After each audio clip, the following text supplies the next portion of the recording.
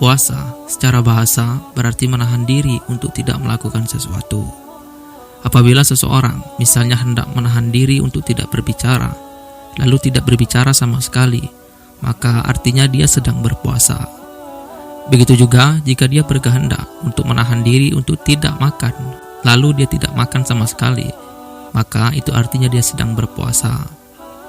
Puasa bicara pada contoh pertama juga disebutkan dalam Al-Quran, yaitu ketika Maryam mengatakan, Bismillahirrahmanirrahim, Fakuli washrabi wa qarri aina. Maka makan, minum dan bersenang hatilah engkau. Fa imma taroyinna minal bashar ahada. Jika engkau melihat seseorang, fakuli maka katakanlah, Inni nazartu lirrahman sauman falan ukallimal yawma insiya. Sesungguhnya aku telah bernazar berpuasa untuk Tuhan yang Maha Pengasih, maka aku tidak akan berbicara dengan siapapun hari ini. Adapun secara syara para ulama fikih, puasa berarti menahan diri dari segala hal yang membatalkan dalam satu hari, sejak fajar menyingsing hingga terbenamnya matahari dengan memenuhi segala syarat-syaratnya. Niat merupakan rukun puasa yang harus dijalankan. Jika kita tidak berniat sebelum puasa, maka puasa kita menjadi tidak sah. Dalam sebuah hadis disebutkan bahwa jika tidak ada niat, maka tidak ada pula puasa kita. Tentang niat puasa ini tertuang dalam hadis yang berbunyi artinya, barang siapa yang belum berniat untuk puasa di malam hari sebelum terbitnya fajar, maka tidak ada puasa baginya. Hadis riwayat Ad-Daruqutni dan Al-Baihaqi. Dalam menyikapi niat puasa, ulama 4 mazhab memiliki beberapa perbedaan yang amat mencolok. Yakni yang pertama, menurut Imam Syafi'i dan Imam Ahmad bin Hanbal, menurut keduanya, niat puasa Ramadan wajib dibaca dalam hati pada waktu malam, yaitu mulai masuk waktu maghrib sampai jelang subuh.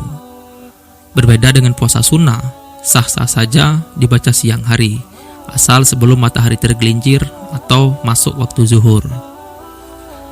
Dalil untuk puasa fardu yang mengharuskan dibaca pada waktu malam, keduanya berlandaskan dari hadis Sayyidah Hafsah radhiyallahu anha, "Man lam yubayyitis syiyam qabla al-fajri fala siyama lahu."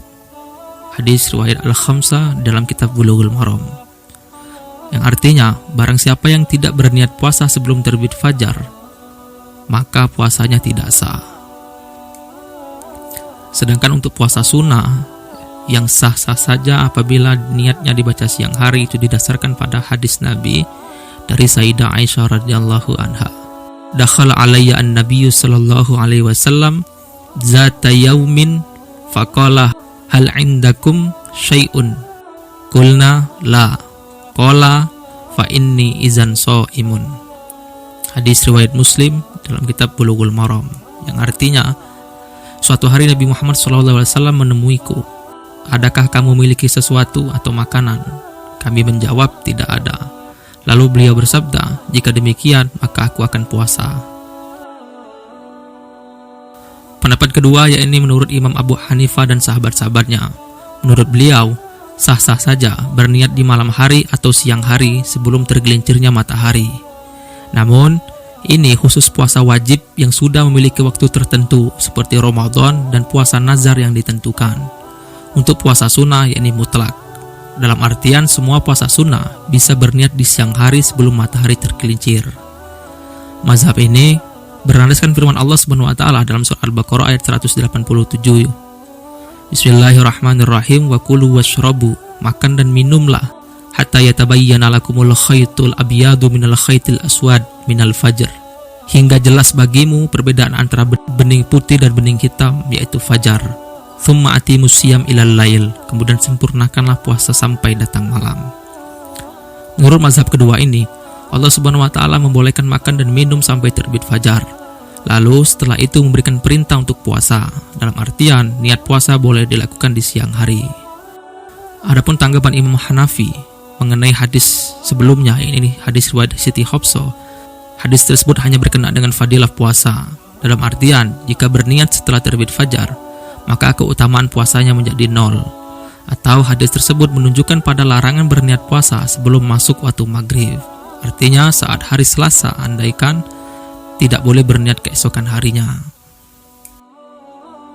Yang ketiga, yaitu pendapat dari Imam Malik dan sahabat-sahabatnya. Menurut beliau, andai kata ada orang yang berniat pada malam pertama Ramadan bahwa ia akan berpuasa sebulan penuh, maka puasa orang ini hukumnya sah. Dalam artian, 1 bulan penuh ia hanya berniat 1 kali, yaitu pas malam pertama bulan puasa. Puasanya sah. Niat puasa tidak perlu dibaca tiap malam. Jika diulang-ulang maka hukumnya sunnah. Mazhab ini mengkiaskan niat puasa dengan niat sholat dan haji. Dalam artian, saat sholat tidak perlu berniat tiap rakaat.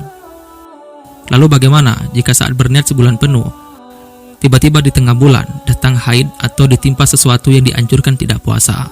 Maka dalam mazhab Maliki ini, wajib berniat lagi di sisa hari bulan Ramadan. Apabila kata Ramadannya dijadikan susunan idhofah, maka kalimatnya nawaitu shauma ghadin an adai fardi syahri Ramadhani hazihi sanati lillahi ta'ala. Karena kalimat ini merupakan susunan idhofah, yakni kata syahri merupakan kata mudhaf dan Ramadhani ialah mudhaf ilaih dan dimudhafkan lagi pada kata hazihi sanati. Tapi jika kata Ramadannya tidak dimudhafkan kepada sana, maka kata Ramadan menjadi isim ghair munsharif, majrurnya dengan fathah, maka kata sananya dibaca fathah, mansub ala zamaniyah. Nawaitu shauma ghadin an adai fardi syahri Ramadhana hazihi sanata lillahi ta'ala. Tapi terlepas cara pembacaan lafal niat ini berdasarkan kaidah nahwu shorof pun semuanya tetap sah asalkan niatnya sampai. Sekilas syarat wajib dan syarat sah puasa terlihat sama, namun hakikat keduanya berbeda. Syarat sah harus dipenuhi umat Islam yang hendak puasa. Jika tak dipenuhi, maka ibadah puasa menjadi tidak sah. Berbeda dengan syarat wajib puasa, yang apabila salah satu syarat tidak terpenuhi, tak lantas membatalkan puasa, hanya saja ia terlepas dari kewajiban hukum untuk berpuasa. Di sini ada 2 poin dalam syarat sah dan syarat wajib puasa yang sama, yaitu Islam dan berakal. Ulama Syekh Al-Bajuri mengajarkan, Islam pada syarat sah, artinya seseorang harus dalam keadaan menjadi muslim ketika berpuasa, yang berarti puasa seseorang statusnya tidak sah apabila ia tidak Islam. Sedangkan Islam sebagai syarat wajib mengindikasikan kewajiban puasa. Jadi apabila orang di luar agama Islam, maka mereka tidak dibebani kewajiban berpuasa. Di poin kedua, baligh dalam syarat wajib puasa, artinya apabila seseorang belum baligh, maka ia boleh tidak berpuasa karena belum terbebani hukum kewajiban.